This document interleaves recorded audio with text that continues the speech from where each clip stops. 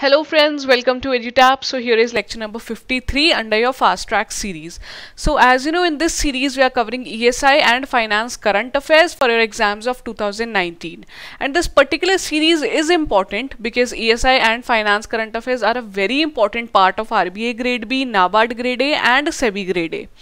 So in this video today we are going to cover ESI and Finance current affairs from March 15th till 19th, and let me tell you, we have covered previous current affairs in our other videos, so you must go back and revise those and see them if you have not seen them till now.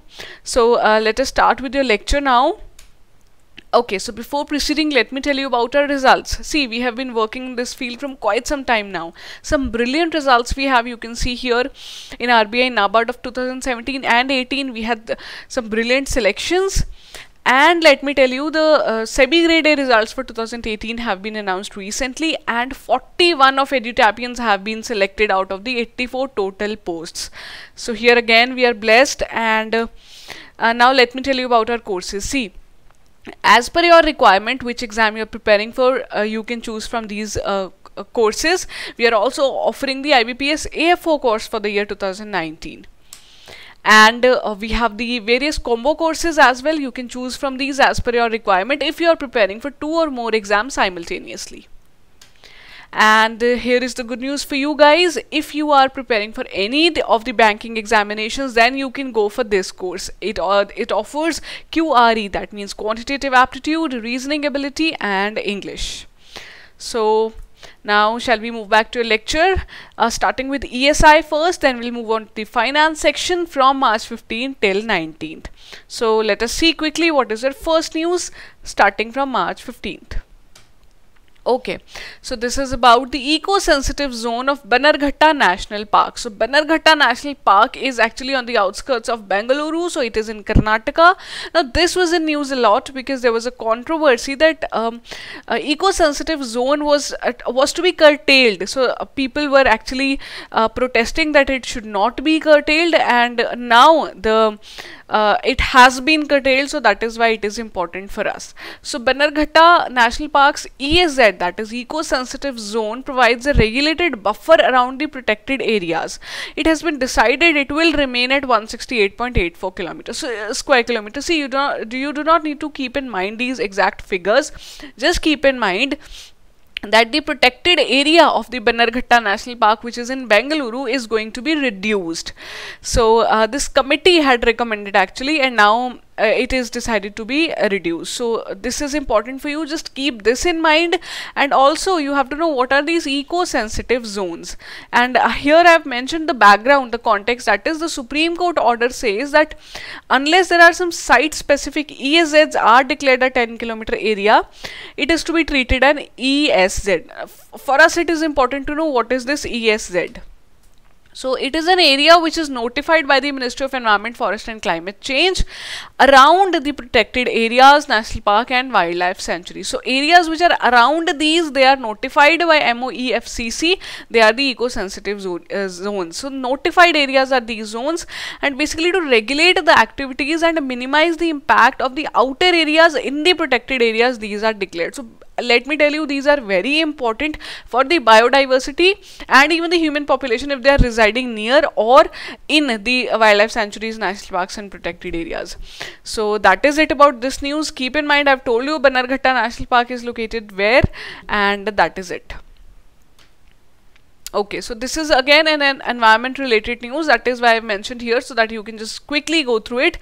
Account of the Ganges River dolphin in the 2 Bihar rivers, Ghaggar and Gandak, has revealed that the number of dolphins has actually reduced. So these dolphins are found in these rivers, so the number has recorded a low, so that means they have reduced. Environmental impacts again.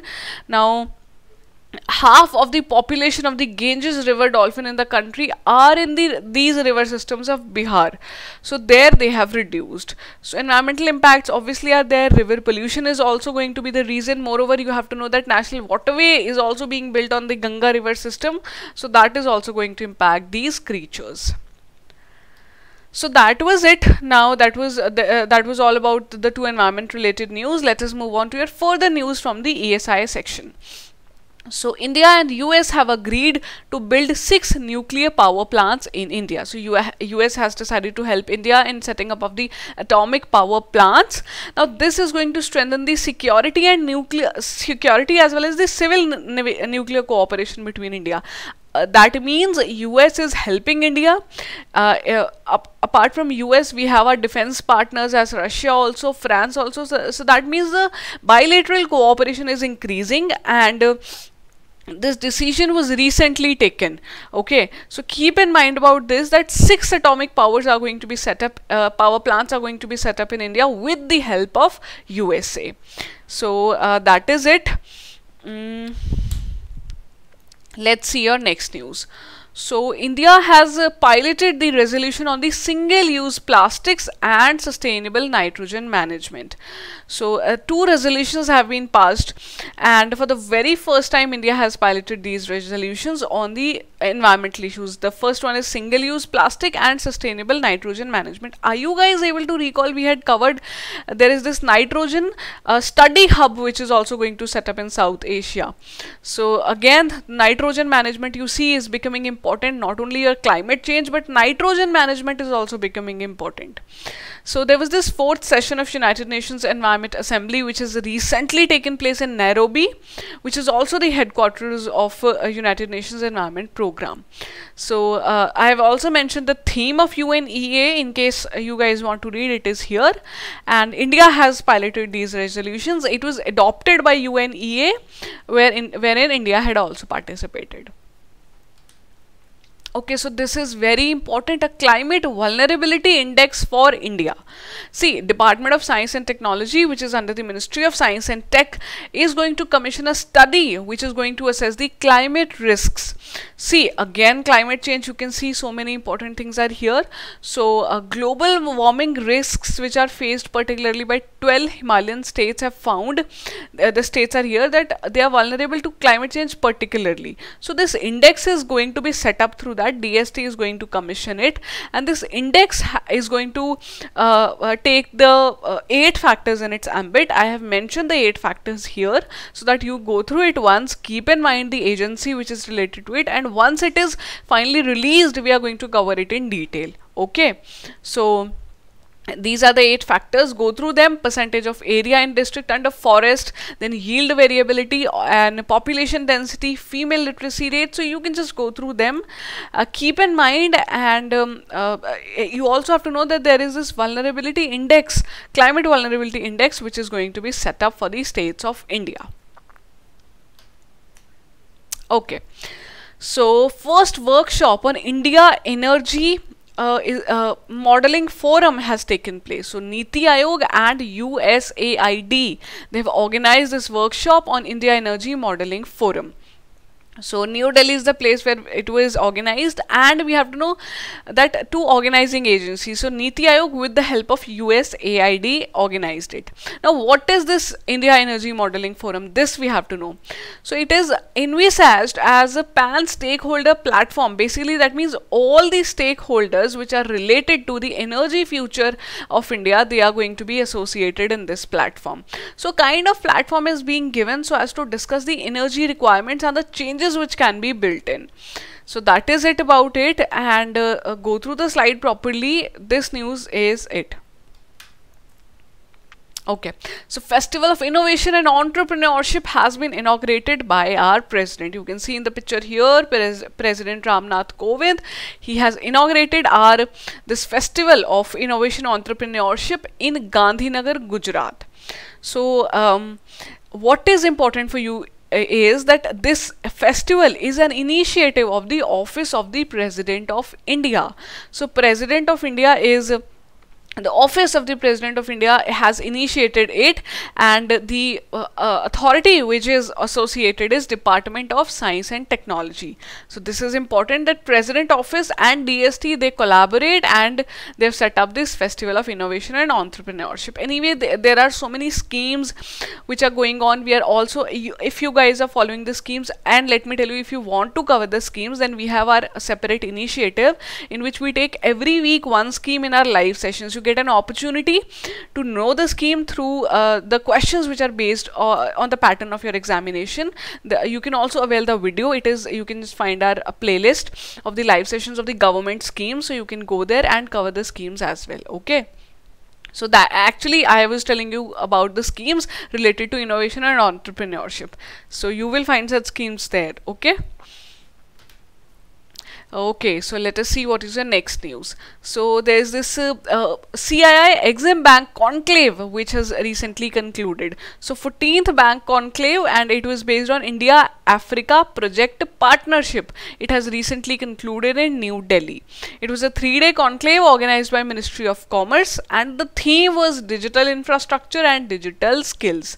So these were the two themes, and this has taken place recently in New Delhi. That would be it. So we are done with your ESI section news. Now let us see what is there in this video under the finance section. So SBI has launched the cardless ATM withdrawals. That is very interesting. SBI has recently launched YONO Cash for the cardless withdrawal, and ATMs have been enabled for this service, and they are called as YONO Cash units. So there is this app of SBI called as YONO. Under that only they have come up with this YONO Cash. So keep in mind, SBI has become such bank to come up with this cashless withdrawal, cardless withdrawal scheme. Okay, so process is also mentioned here. You can go through this process, and that is it. Okay, this is important. First of all, let me tell you, this news is about the ARCs, that is Asset Reconstruction Companies. Now this you must know if you are going through your syllabus, if you are reading, and it is mentioned properly in your syllabus also. This is an important part and you have to know about it. So anyways, for us important is that Deutsche Bank has decided to set up a bad loan buying unit. That is what an ARC is, bad loan buying unit. They are going to set up, Deutsche Bank is going to set up its ARC in India. See, ARC, let me tell you, it's basically a financial institution which buys the NPAs or bad loans and then recovers it, and the profit from that is earned. So that is the Asset Reconstruction Company basically, and they help in the they are helpful to the banks also, because banks, when they delegate their responsibility to ARCs, then they can focus on their banking activities. See, in the context of NPAs, bad loans, these were so much in news, so that is why it becomes important for us to know about this news also.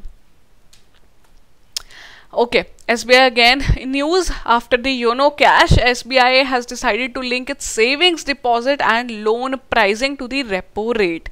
So SBI has become the first bank to switch to the external benchmark. So that means to the repo rate from May 1st they'll be using, and saving, bank deposit, short-term loans would be the rate would be used here. And again, SBI has become the first such bank to do so. And I guess this would be your last news from this lecture. So SEBI and IBBI, that is Insolvency and Bankruptcy Board of India, have signed an MOU for the better implementation of IBC 2016. So IBC is your Insolvency and Bankruptcy Code. It is very important. So they are going to, we had also covered, they had signed such an MOU for the training of the IBBI professionals also. Are you able to recall that news? If yes, do let me know. If you're not able to recall, go back, see the previous videos. It is important for you. IBBI is very important for you guys. So see, IBC 2016 I have mentioned here. It offers a comprehensive legislation in which individuals, partnership firms, all these can be tackled, and clear, speedy process for the identification of the financial distress is there. So for the better implementation of this code, IBBI has set up and signed an MOU with SEBI. So that is it. So we are done with your ESI and Finance section news from past 4 days of the March. Now let us quickly try to solve the MCQs. Okay, so before proceeding, let me tell you guys, try to answer the questions on your own. This is just a discussion. So pause the video and then answer the question, okay? So question 1 is, it's an easy one. Which of the following countries has signed an agreement with India to set up 6 nuclear power plants? Is it Russia, USA, Canada, France or China? So 6 nuclear plants in India would be set up by USA. So option B is the answer. IBBI has recently signed an agreement with which of the following for the better implementation of IBC 2016? A very important question, let me tell you. This is RBI, SEBI, IMF, World Bank or WTO? So our answer to this question is SEBI, and you have to tell me and find out that IBBI had signed an agreement with which organization to train its professionals. Question 3. This is also an easy question for you guys. Festival of Innovation and Entrepreneurship FINE has recently, that is in March 2019, taken place in which of the following cities? Ahmedabad, Mumbai, Gandhinagar, Bhopal or New Delhi? So see, this festival of entrepreneurship and innovation is an initiative of President's Office with DST, Department Ministry of Science and Tech. So this was organized in Gandhinagar, Gujarat. Last question is, which of the following banks has recently, that is in March 2019, announced the setting up of ARC in India?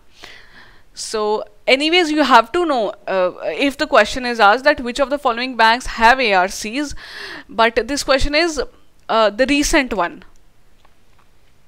So Deutsche Bank is the answer here, option D. So here are your solutions. Let me know about your score. Let me know how did you like this video. So that is it. We are done with your lecture, and in case you guys have any query, we would be happy to help you. You just need to drop us a mail at hello@edutap.co.in, and you can also call us or even WhatsApp us at 8146207241. And I would recommend you guys to visit our website also, www.edutap.co.in. So that is it from this lecture, guys. I wish you all a very happy learning from the team EduTap. Keep learning, and see you in the next video, guys.